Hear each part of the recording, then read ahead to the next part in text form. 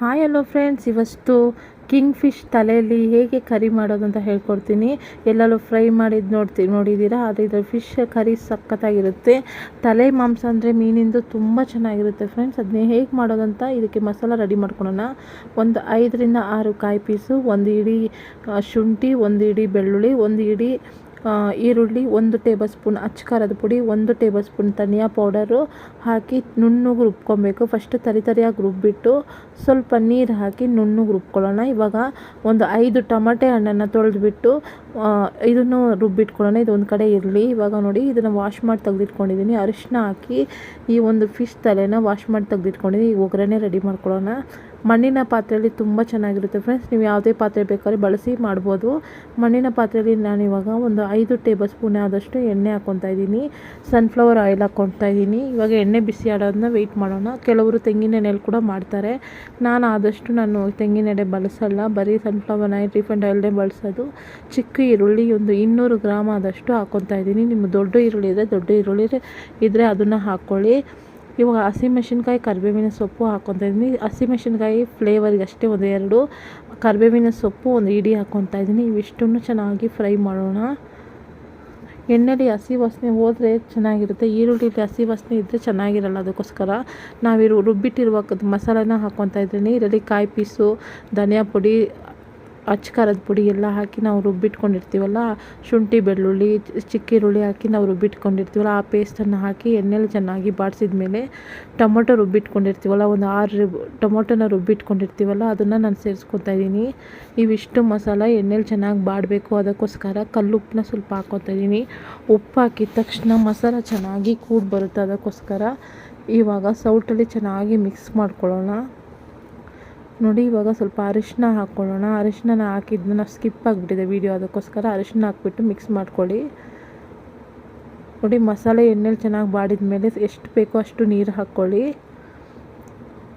ಇವಾಗ ಹುಣಸೆ ಹಣ್ಣು ಒಂದು ನಿಂಬೆಹಣ್ಣ ಗಾತ್ರದಷ್ಟು ನೆನೆ ಹಾಕಿದ್ದೆ. ಅದನ್ನು ನಾನು ಕಿವುಚ್ಬಿಟ್ಟು ನೀರು ಹಾಕ್ತಾಯಿದ್ದೀನಿ. ಹಾಕಿಬಿಟ್ಟು ನಿಮ್ಗೆ ಎಷ್ಟು ಬೇಕೋ ಅಷ್ಟು ನೀರನ್ನು ನೀವು ಹಾಕಿ, ಮೀನಿಗೆ ತಕ್ಕ ಹಾಗೆ ನೀವು ಮಸಾಲ ರೆಡಿ ಮಾಡಿ ಅದಕ್ಕೆ ತಕ್ಕ ಹಾಗೆ ನೀರು ಹಾಕಿ. ನಾನು 1.5 kg ಆದಷ್ಟು ಮೀನಿನ ತಲೆಗಾದಷ್ಟು ಸಾರು ಮಾಡ್ತಾಯಿದ್ದೀನಿ.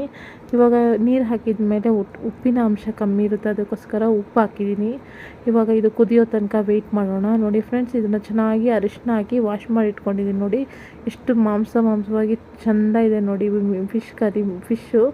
ಕಿಂಗ್ ಫಿಶ್ ತಲೆ ಅಂದ್ರೇ ತುಂಬ ಟೇಸ್ಟಾಗಿರುತ್ತೆ ಫ್ರೆಂಡ್ಸ್. ನೋಡಿ, ಇವಾಗ ಇದು ಕುದೀತಾ ಇದೆ. ಸಾರು ಒಗ್ಗರಣೆ ಮಾಡಿದ್ವಲ್ಲ ಅದು.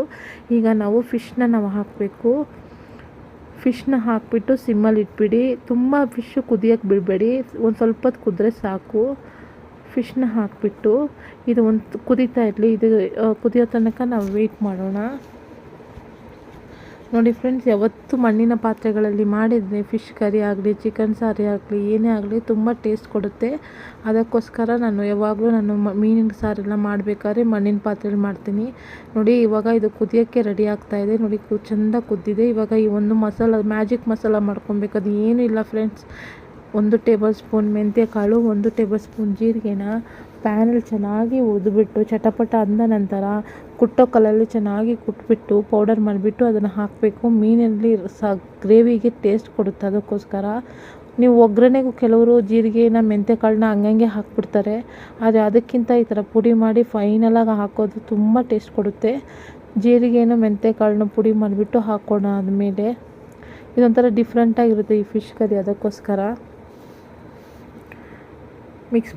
ಹಾಕ್ಬಿಟ್ಟು ಈ ಥರ ಮಿಕ್ಸ್ ಮಾಡಿಬಿಟ್ಟು ಒಂದು 2 ನಿಮಿಷ ಕುದ್ಮೇಲೆ ಕೊತ್ತಂಬರಿ ಸೊಪ್ಪು ಹಾಕಿ ಉದುರಿಸಿದರೆ ಸೂಪರಾದ ಕಿಂಗ್ ಫಿಶ್ ತಲೆ ಕರಿ ರೆಡಿ ಆಗುತ್ತೆ. ಚಪಾತಿ ಜೊತೆಗೆ, ಮುದ್ದೆ ಜೊತೆಗೆ, ಅನ್ನದ ಜೊತೆಗೆ ಸೂಪರ್ ಕಾಂಬಿನೇಷನ್ ಅಂತ ಹೇಳ್ಬೋದು.